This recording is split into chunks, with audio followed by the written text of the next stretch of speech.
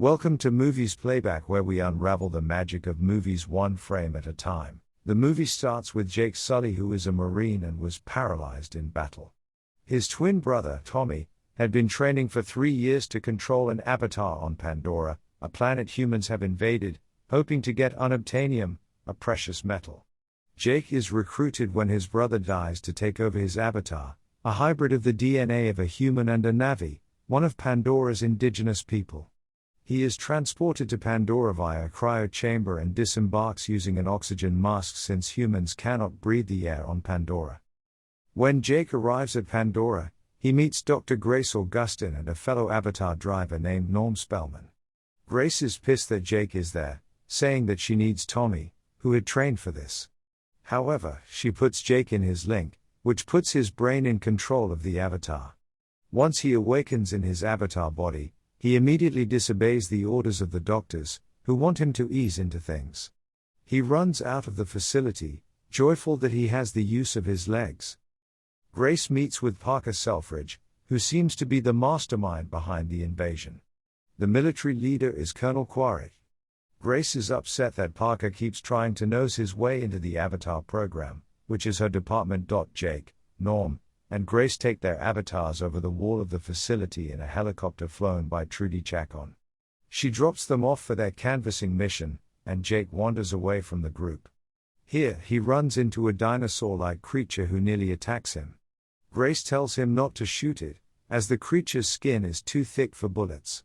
However, a different creature arrives and starts to attack Jake. Grace screams at Jake to run, which he does. He only escapes by jumping off a cliff into a huge waterfall. However, now he is separated from the group. Grace, Norm, and Trudy fly over until nightfall, trying to find him, but have to follow orders not to be out at night. Grace fears Jake will not survive the night alone on Pandora. Jake is wandering around the forest at night, where a ton of different creatures are wandering around. We see Neytiri, a Navi, perched on a branch above him.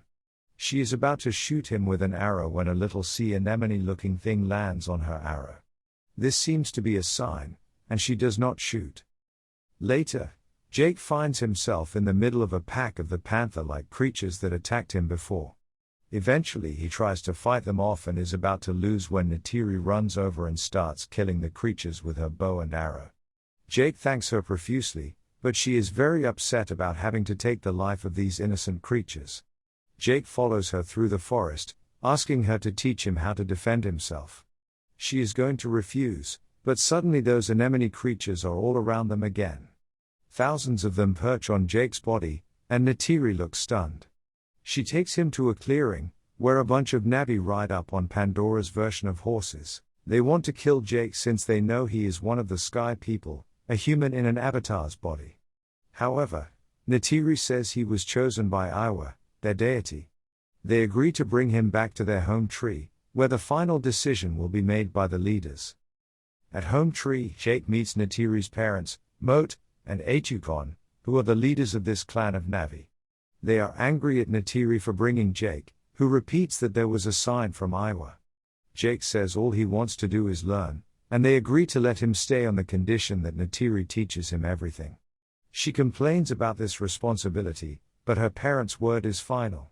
They all go to sleep, and Jake wakes up in his human form, back at the base. Grace and Norm are relieved that his avatar is safe and grill him for details. They are impressed that he survived the attack of the creatures and has somehow gotten in with the Navi. They want him to use this position to try to find a diplomatic solution. However, Colonel Quaritch also meets with Jake and tells him to use this position to find out their weaknesses, so the military can know how they can best beat the Navi. He says that if Jake does this, he will see to it that Jake gets an expensive surgery to regain the use of his legs. There is a montage of Neytiri teaching Jake different things, including the language of the Navi and how to ride the horses. The braids that the Navi wear intertwine with the reins of the horses, so they are linked through their minds. Jake keeps falling off his horse, and Neytiri makes him try again and again. Neytiri is also trying to teach him how to make a clean kill. Once he finally does, while saying a prayer over the corpse, she says he is ready.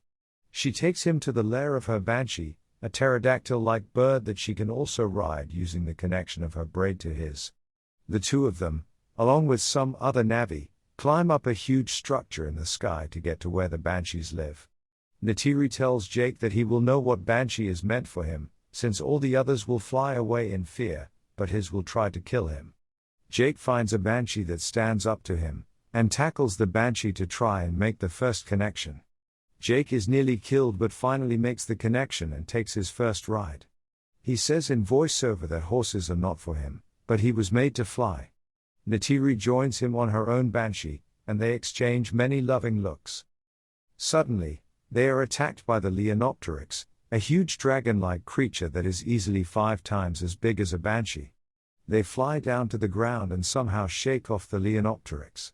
Every time that Jake's avatar goes to sleep, he wakes up in his human form. When he is human, he makes video logs talking about what he has done on Pandora. One set of logs he keeps for Grace, and another he sends to Colonel Quaritch. He doesn't send one to Quaritch for a while, so the Colonel is getting suspicious that Jake's head isn't in the game. Jake says he just needs more time before they attack. He wants to find some sort of a diplomatic solution. Back on Pandora, Neytiri takes Jake to a sacred area, where the Navi can make connections to Iowa, and can hear the memories of their ancestors. Neytiri says that by bringing Jake there, she has solidified his position in the clan and he will officially be made one of them. She says he can choose a woman and makes suggestions as to who he might pick. He says he's already made his decision, but this woman has to choose him in return. Neytiri says she has, and they make love. Neytiri says that doing so in the presence of Iowa has mated them for life. Neytiri wakes up the next morning to the sound of a bulldozer coming through the trees. The humans have come in to take down the trees of Iowa. Neytiri is screaming with anguish and trying to get them to stop. Jake is still asleep, and is not in his link back at the base. He finally links at just the right time before they are run over by the bulldozer.